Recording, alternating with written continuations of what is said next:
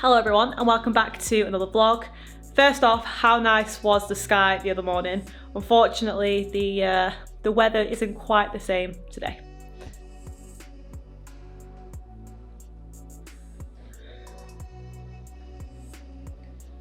So following on from last week's video where I kind of go into more specific detail about what Strong and Mobile is, what the Strength and Mobility program aims to achieve and how I kind of fell into this way of training, today I basically wanted to go through how I'm using different weight training exercises to increase mobility in different areas.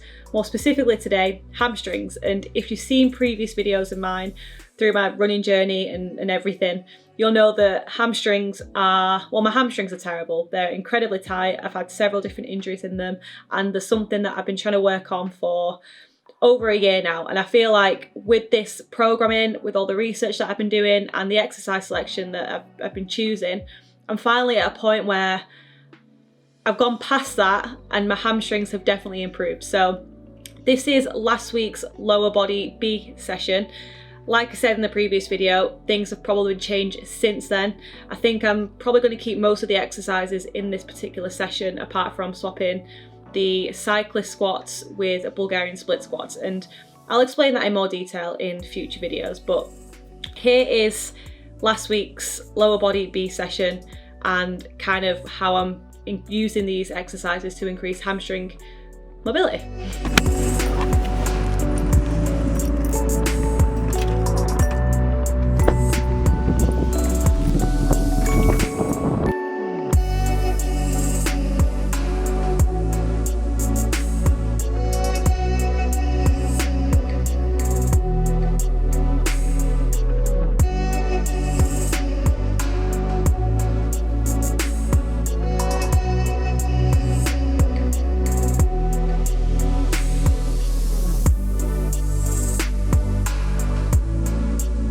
So first of all, we have the standing barbell good morning, which is one of my absolute favourite exercises. However, what I've been doing recently is using kettlebells and dumbbells rather than a barbell. This is the first time that I've used a barbell in months. I don't know why I haven't used it. I just don't find it as comfortable or as controlled as a kettlebell, but I definitely kind of got my head around it in this session, and this is 100% going to be part of my program in order to develop hamstring flexibility and mobility. So if you do want to use this for more hamstring mobility purposes, it's really important that you use lighter loads for this. You don't want to go too heavy and you want to hinge as far as possible in order to get that range in your hamstrings. But to be honest, it's one of those exercises where you get 2 in 1. It's great for mobility, but it's also good for strengthening as well. It's a great conditioner for the lower back and also the posterior chain as well.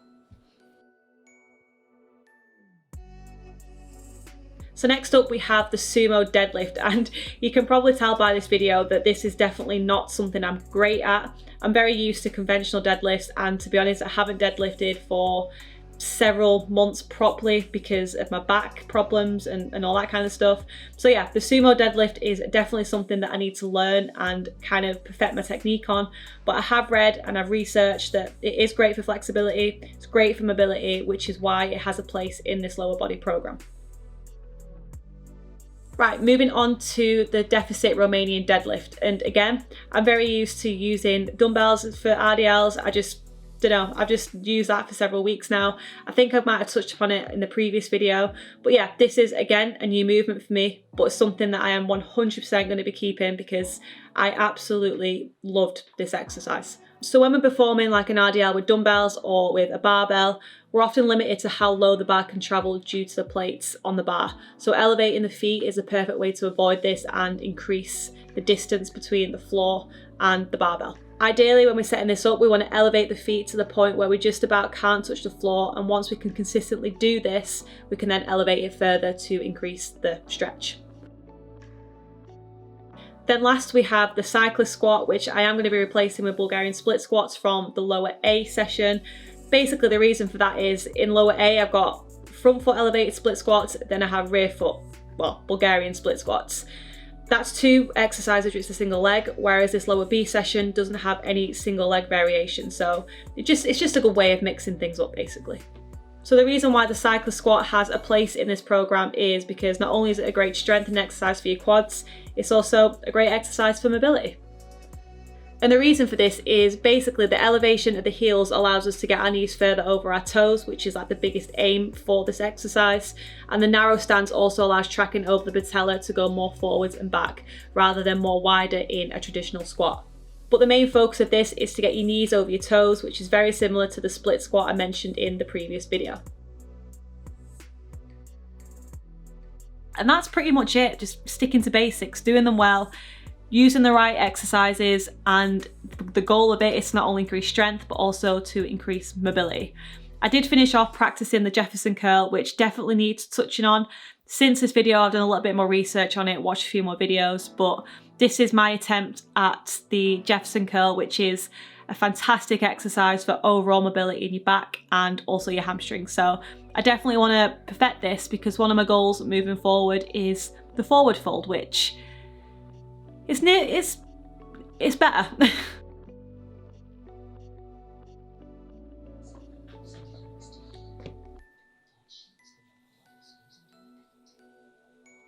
Also slightly off subject, but if videos do kind of disappear for a few weeks, it's because of this.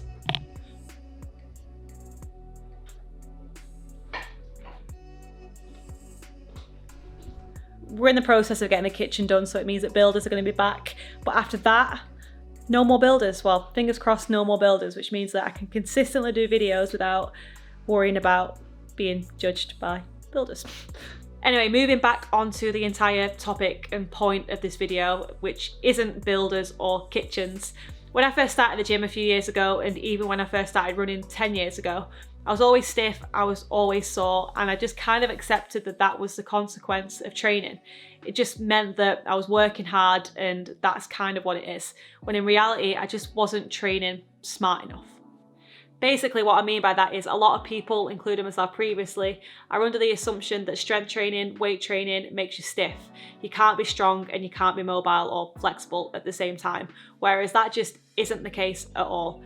It's just about how you use it, the exercises that you use, and the lower body session that I've just shown you is the perfect example of how you can still strength train, but you can also increase mobility as well.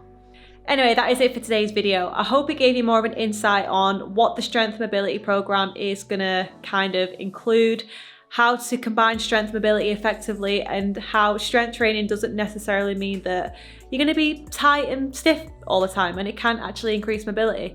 At the end of the day, mobility is strength training, and I absolutely love training this way and learning more about it, and yeah, more to come on that. So if you did enjoy it, please give it a like. I would really appreciate it. It really helps the channel out. If you're new, please subscribe, and I'll see you next week in the video.